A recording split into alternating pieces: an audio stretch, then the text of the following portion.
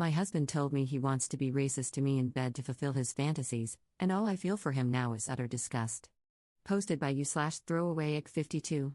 I'm black and my husband is white. Yesterday, he admitted to me that he's recently started to like something called race play, which means he has sexual fantasies about racist situations. To be honest, I still don't know a lot about it, but an example he gave me is that he has a fantasy about being a plantation owner while I'm a slave he keeps as a mistress. I can't stand to look at him anymore because all I feel is disgust. He knows that I've been in relationships where I was objectified in the past, and I know that people can't control their sexual interests, but I can't separate this image of my husband being attracted to racist situations from the man I fell in love with and married. He asked me if I was willing to give it a chance, but I told him I didn't want to, and now he's sleeping in the guest room because we had a fight about me not being supportive. I think this might end my marriage, but I love him and want to work through it somehow. Top/relevant comments. Commenter. White husband to black wife here. A fight because you are not supporting racist great fantasies is the ultimate disrespect and gaslighting. Even if you want to give him another chance, you can't unsee this. I'm so sorry. Commenter 2. Not wanting to do something that you're really uncomfortable with doesn't mean you're not being supportive. So, in his mind, if you were supporting him, you'd just go along with his fantasy even if it's distasteful and disturbing to you? Op's response. Yes, he does want me to go along with it. He thinks that I might like it if I give it a chance, but I don't want to. Op adds an edit to her post. I talked to my husband over lunch. I did what some of you suggested and asked him where he got the idea from and how he started to like it. Most of you were right, he discovered it on a corn site and began watching more corn videos featuring it. He told me it's been about 2 months since he discovered it. Then he asked me again if I would give it a chance for him. When I told him I was uncomfortable with it, he got upset again and asked why I wouldn't support him. He even offered that we could try it once, and then if I didn't like it, we wouldn't have to do it again. But when I said no, he got frustrated, and we started to argue. He reminded me of all the things he has done for me and how much he always supports me, and then called me manipulative. He has now left with a car to go spend time with his friends. I've been crying for the past 15 minutes, and I don't know what else to do. Op adds a second edit to her post. A couple of commenters have asked about it since the first update a couple of hours ago. I'm now trying to see if one of my friends will let me stay with them for a day or two so I can clear my head. I am no contact with most of my family, and the family members I still talk to live several states away, so staying with family is not an option. And my husband owns the house, so I can't change the locks or tell him not to come home. Op adds a third edit to her post. It's currently the middle of the night here. I left our house and am now staying with a good friend. I'll be staying here until this evening. I've been here for a few hours now. I did not see my husband before my friend picked me up, but I left him a voicemail to tell him that I needed space to clear my head. I also did what some of you suggested and said in the voicemail that I felt pressured by him into doing something that I didn't want. He has since heard the voicemail and has called and texted, begging me to come home. He wants to come pick me up from her house in the morning, but I said no. He accused me of abandoning him right before Thanksgiving, and his best friend has also texted me to tell me that I'm a bad wife for treating my husband like this when he pays for everything and supports my lifestyle. To be honest, it made me cry more than what my husband said. I don't think I'll be able to get any sleep tonight after this. This is not part of the update, but I've received a lot of questions through comments and direct messages, so I'll answer a few of them here. I do not know if my husband has a corn addiction. To be honest, I'm not sure how to tell if someone has a corn addiction. I'm 25 and my husband is 33. We've been together for 3 years, almost 4, but we've only been married for 1 year. My husband is the sole earner in our house. I'm a stay-at-home wife and do not have any income. We do not have any children together, but we're planning to start a family next year. I want children, but I'm going to put it on hold until I figure things out, of course. We've done domination in the bedroom before, so this corn did not awaken that kink in him. All of my husband's ex-girlfriends are white. Aside from 2 guys I dated in high school and my husband, all of the men I've dated have been Hispanic or black. Yes, we live in the South, but I do not feel comfortable disclosing what state. Update 1 day later. Hello and happy Thanksgiving to all who celebrate. I apologize if this post seems like a ramble, but I've had a very difficult last few days, so my thoughts are a little incoherent. I was pointed in the direction of this subreddit by a user who privately messaged me because she thought I would benefit from it. My husband confessed to having a fetish the other day that I am very uncomfortable with. We had a fight about it, and he accused me of not being supportive because I told him I wouldn't give it a chance. This led to him sleeping in our guest room and more arguments. After consulting with others from a different subreddit, I had a good friend pick me up and take me to her house while he was out with his friends. She offered to let me spend Thanksgiving with her and her family, so I left him a voicemail before I left, telling him where I was and that I would be home after Thanksgiving dinner. Now he won't stop texting and leaving voicemails begging me to come home. He has also accused me of abandoning him on Thanksgiving, even though I'm supposed to cook and host for his immediate family today. To be honest, I'm worried about ruining Thanksgiving. His family loves to celebrate holidays, and Thanksgiving is his mother's favorite. I host and cook for every holiday except for Independence Day and Easter. I know his siblings are not going to care, but it's his parents that I'm worried about. I have a good relationship with them, aside from their nosiness, but they are traditional, and I worry that if I don't come home and host, it will strain our relationship. My husband thinks I'm going to ruin the entire holiday if I refuse to come home since he can't cook, and he thinks it will be cruel of me to let his family come to our home expecting dinner when there will be nothing to eat because of me. Op adds an edit to her post. While I was preparing dinner with my friend, my husband called me. His family has arrived, and his parents aren't happy with his explanation about why I'm not there.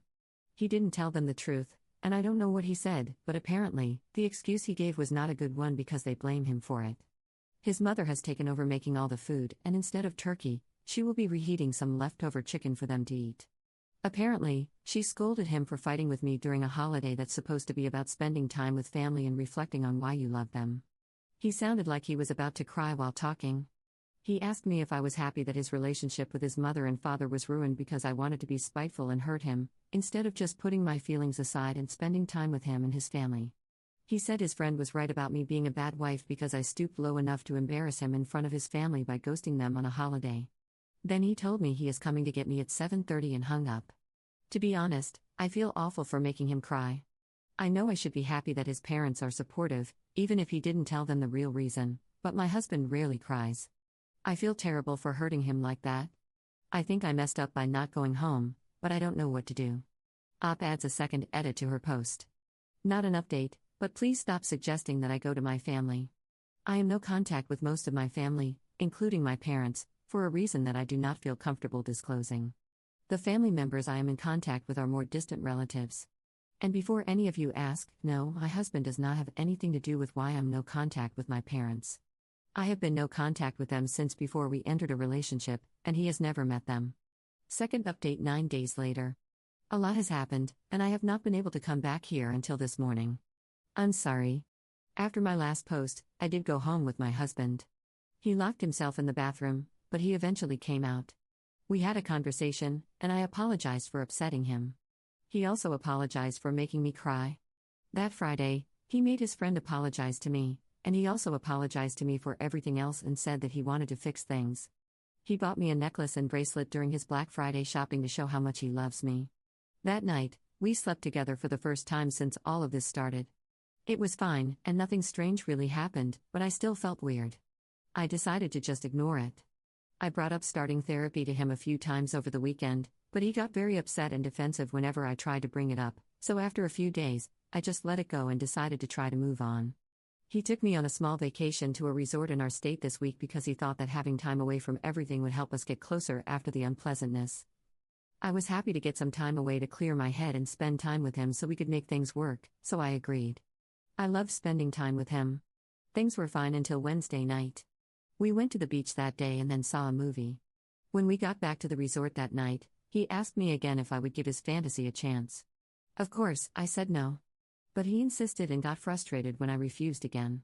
He blew up on me and asked why I was doing this to him when he's been doing everything right. To be honest, I got very scared and tried to go into the bathroom, but he grabbed me before I could and pinned me down. I couldn't do anything about it. I just lay there and cried. He said some awful things to me and made me say awful things too. I feel disgusting, and now I can barely stand to look at or think about myself. I've thrown up most of the food I've had since, and I'm having nightmares. We came back home today, and I've been in our room the entire time. He has been acting like nothing happened and thinks that I just came down with the flu or coronavirus. I wish I had listened to you all. You all were right, and now I don't know what to do. Third update 5 days later. I am feeling exhausted from everything happening currently, but I thought I would update everyone to let you all know that I am currently staying with a friend. To be honest, I've been depressed these last few days, and my nightmares have only increased. I haven't seen my husband in person since I left, but he won't stop calling and texting, begging me to come home. I don't know what I'm going to do yet, but I am grateful for all of the kind words and support. Top/relevant comments. Commenter. You have been essayed, manipulated, and gaslighted. Your husband is horrifically abusive. Please press criminal charges and take him for all he is worth, because he is pond scum and not a man. Ops response. I did try to talk to the police with my friend a couple of days ago, but the officer I spoke with said that it would be his word against mine because I have no proof. Fourth update 2 months 3 weeks later.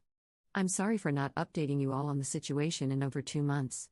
To be honest, I have been very, very depressed, and I haven't felt motivated to do much of anything recently. But I thought you all deserved to know how the situation stands. Unfortunately, I suffered a miscarriage on January 12th.